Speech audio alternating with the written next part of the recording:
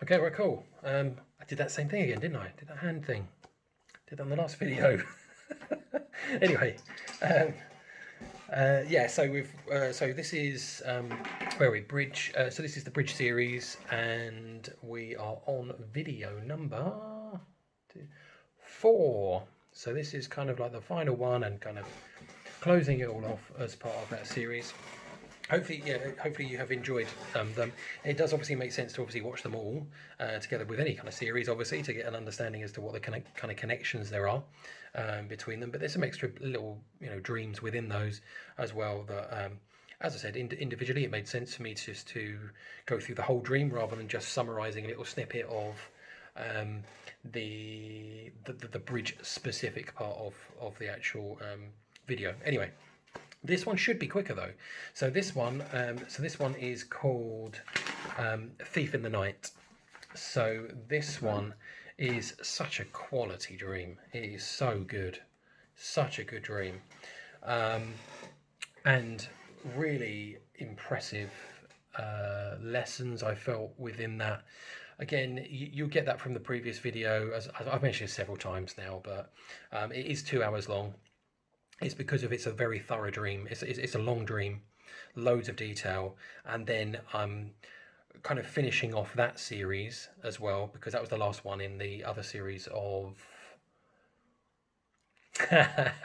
what's it called? Is it Come to Faith? Sorry, I've done so many videos today, so many videos. So yeah, so that one had a lot of explanation. That had, I mean, to be fair, that had. Did it? Did I do? I don't think I did scripture. Yeah, I did. Yeah, I did some scripture in that. I did a kind of like I did a sinner's prayer thing in that, and there was lots of stuff to it. That's 2 hours. I started going through loads of stuff in that one. So don't see that just as a small kind of a small. It's not a small dream at all, is it? It's a long one. It's a long dream anyway, but there's a lot of stuff beyond that as well. So I'm going to try and keep this one a little bit tighter on the time frame because I've got about 15 minutes. I want to just sort of get this all done in. So where are we at? So the dream. So Thief in the Night. So this part that I'm going to go through doesn't really involve any the Thief in the Night part. So you'll have to go to the other one, and that other dream, as I said, is phenomenal with the stuff that's demonstrated in that one. I'll give you a super quick part of what goes on the dream. So that it's in 3 parts. The actual Thief in the Night dream. So it's. So this one starts, and I'm walking down a high street. I'm blasting down the high street super quick. I see some drunks that are swaying in the middle of the high street. So again, if you're US, apparently this is called Main Street. So it's your main commercial kind of for us in the UK, a lot of the high streets are actually pedestrianised, so there's no road going through them in most of them. It's all kind of paved over, so people have got all the shops, and they can just walk around from one side to another and wander around of what used to be traditionally, would have a road going through, and then either side of the road would be the shops. But loads of the UK high streets have actually now been changed and pedestrianised to make shopping nice and easy. And so our high streets like that. I mean, where I live is a city. I debate whether it's a city, to be honest, but but it is technically. So I'm blasting down this high street, going super quick. These drunks are swaying all over the place. I'm on a mission, absolute mission to get where I'm going. Actually, not that I know that at the beginning of the dream, but I'm going to meet my mates at friends at a bar to have some drinks, socialise. But I'm on a proper mission to get there as quickly as I can. There's a bit where, so as these drunks are swaying in the high street, I'm full throttle going down this, walking down this high street because most of it's downhill. And one of them sways out a bit too far, and I kind of nearly smash into this bloke as I'm going by, and say, "Oh, look, really sorry about that." Well, I don't actually. No, I don't say that at all, do I? Sorry, I don't say that at all. I sort of say, "All right, how you doing?" Just sort of friendly, polite. The sort of stuff we do. In the UK anyway. And then they all started mocking me. It's just drunken, drunken banter sort of stuff. It's like whatever. Moved on. Then there's the Thief in the Night. As I said, you've got to. I'm not going to go through all of that. So you've got to really go into that previous dream. So look for Thief in the Night again, but you'll get the full version. That's brilliant. And while I was walking across, so this is what I didn't mention really in the dream, but to get where I was going, because I know where I kind of ended up, is you. I most probably have to go over a bridge, because there's a river that goes through my town city. And it's just a small bridge that's part of the high street. So I most probably would have gone over a bridge, but even if I didn't, there's another bridge aspect that I thought of, because I didn't write that down in when I logged it, the actual dream, but I've got a feeling I would have gone over a bridge in that in where I was walking, because I was walking from one end of the high street to the other, and there is a bridge in between, so I would imagine I did go over that. And there's other bridges as well on the high street as well, because the river that goes over from, let's say, this side also then swings around and goes that side, and the high street goes over that way as well. So it's inevitable that it's highly likely that I went over a bridge. Highly likely, because we've got about three or four bridges on our high street, so highly likely I would have gone over a bridge, and it felt like it was part of the bridge series. Anyway, so I get to the pub, and the drunk people are there, which is weird because they're ahead of me. Again, that's explained in the dream. And my mates are there. They're all sober. That kind of throws me off because my mates are heavy drinkers, and I'm standing in between the two. So again, this is what links all the bridge ones together, more or less. Is you've got the drunks, you've got my mates, and my mates end up being believers in this scenario. None of them are in reality. The drunks, that's more like them. That's not me being harsh. I mean, that was me. That was me like 2 years ago. Well, a bit more than 2 years ago. 3 years ago, let's say. So that is these two, okay? And I'm standing in the middle. So I am essentially the bridge. So I'm on the bridge of between these two set, because I bumped into these drunken guys. We're sort of getting along. You know, they're poking fun at my mates, and I'm kind of like, you know, trying to keep it all chilled. And my mates are like, again, super sober. And one particular friend, Darren, who I want to go into a little bit more detail here. Darren was he did a proper mic drop moment, and then the dream ends. So what basically happens is, I'm in the earlier dreams in that series. I see that he set up his own YouTube channel. He's traveling all over the place and stuff like that. He doesn't. He's a hairdresser. He's got his own business. He does travel quite a lot, but this is like every other day. He's got he's got a YouTube channel. It's massive, but it's not him. He's part of a network. Anyway, so that's just a little bit of the background. So that's not reality, obviously, as I mentioned. But what it's all about really is demonstrating to me, and I'm generalizing this, but because it's not just Darren, as I said in this, it's another couple of friends that are in that particular dream, but it's more me not judging a book by its cover, essentially. Okay, and again, I don't want it to come across harsh if Darren happens to see this. I don't mean that in any harsh way at all, not at all. I'm just simply meaning that, when you kind of what I'm essentially trying to get at is, I'll tell you the mic drop moment. Let's do that. So the mic drop moment is he's sitting at a table, all quiet, and there's people all kind of gathering around him like he's a teacher. And then he, out of nowhere, in the massive noise of all the music and all the noise of people being all loud and drinking and stuff, it's like the volume drops or my hearing increases, something like that. But I can hear just a standard voice of him just sort of almost like somberly saying, "I am a prophet." And I know it was like as I say, like a mic drop moment. I was like, whoa, I come out the dream, and I wake up and I'm like, whoa, he's a prophet. And I kind of makes me think of real life. It's like, well, I hear of all these people that, can see spirits, and see things. There's people who can, God uses them as an instrument to heal people, cast out demons and stuff like that. And prophet, I was like, prophet's right up there. That's a high calling, a really high calling. And I was just kind of blown away by that. But what it demonstrated to me was kind of like, don't write anybody off.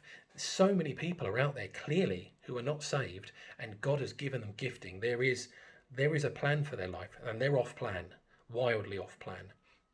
If they get back on plan, then imagine what these people can contribute to the world. Potentially, that's what I'm essentially saying here.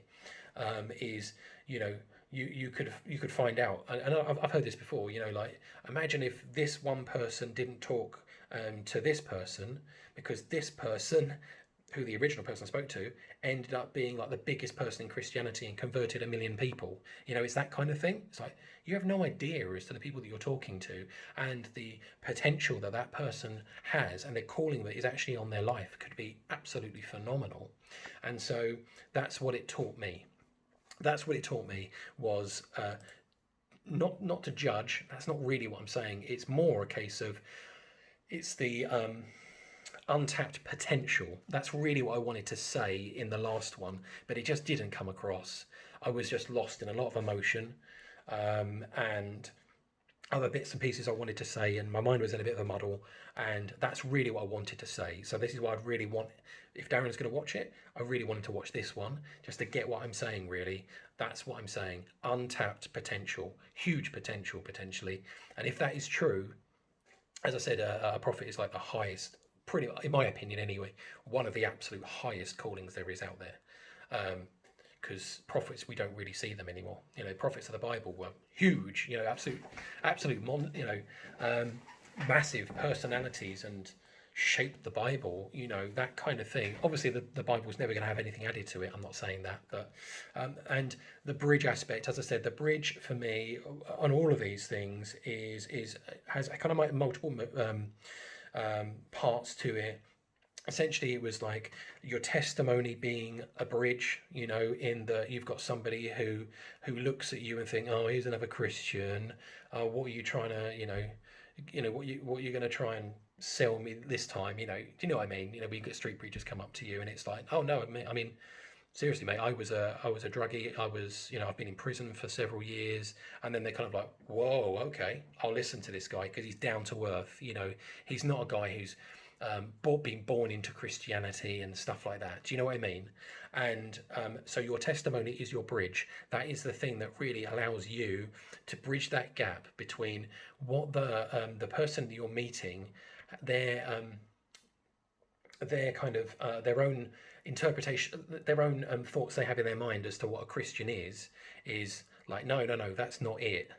That's not it. This is my testimony. Look, this is what's happened to me, and then that's where you kind of meet in the middle. Okay, so you can share stories. Yeah, that same sort of thing happened to me. You know, oh yeah, fair enough. You know, and that's where that's what it kind of meant for me. There was the Flintstone dream where I got my foot snagged on stuff and I was embarrassed. So it's almost like I was embarrassed to meet people. Was that me embarrassed of my faith or something like that? I don't think so. But you never know what's lurking behind your own thoughts and feelings and stuff like that. I've not been really forthcoming with my faith. None of my friends know, really. Very, very few. So I suppose I haven't really gone out and made a big deal and wanted to get out there and tell people. But I think it had a lot of multiple sort of meanings in there. The zombie apocalypse and stuff like that, and the other one where I stalled on a bridge, or there was loads of problems that were kind of holding me back, preventing me from being, I suppose, again, getting across that bridge. You know, getting to the finish line. Is almost like, it felt like the bridge was almost like a journey. And when I got to the end of the bridge, I never got to the end of the bridge, did I? In the dreams, I didn't see the bridge in this particular one, but the zombie apocalypse one, I went over. Zombie apocalypse one, yeah, I went over the edge of the bridge. The one where I got stuck, the Flintstone one, I had to pick myself up and bring myself over that one. So as I said, it's more just pointing all these things out. I would personally say it's to do with that. I know that on one of the last ones I said, oh, I've got a really good point, I want to make that. On the other one, I've forgotten it. So unfortunately that's kind of the way it goes. But please do watch that previous series. As I said, all about a call to faith. I think it's a really, really good series. Really, really good. It's all about my set of friends. Don't obviously let that hold you back in any way. The dreams are all independent, and I think they're very interesting. Really, really, really interesting, especially the way they come together. Okay, that is it. Hopefully, that's not an anticlimax. Yeah, hopefully that's not an anticlimax. But yeah, as I said, I don't have any others that are a series as such. So I've got a water series, which is all just crammed into one longer longer video. As I said, Come to Faith series and the Bridge series. So that's all of them for now, unless I see some other kind of thing come up.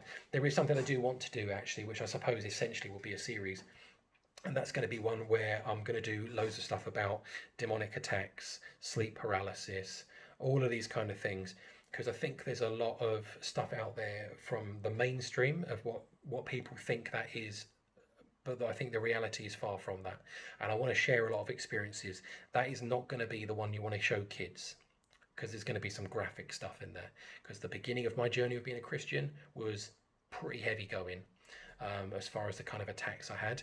But actually, despite all of that, it actually made me grow in faith at an accelerated pace. So whatever Satan was looking to do didn't work, did not work. If anything, made it far, far.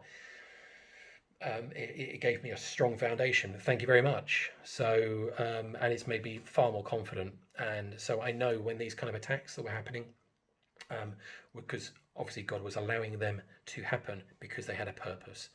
You sometimes, when you're going through things in life, you may think, I can't understand, what God could possibly, why God, God's kind of doing this thing within or allowing this thing in my life.